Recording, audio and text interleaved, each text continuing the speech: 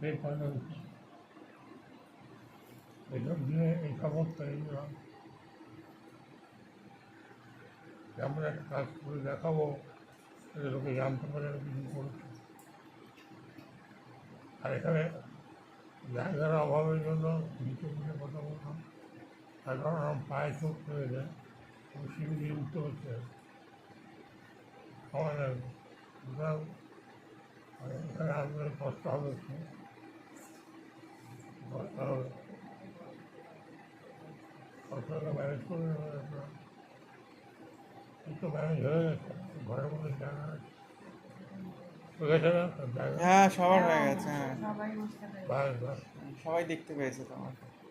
আপনি একটু ওখানে কথা বলছেন, হুম হুম। आप प्रसाद जी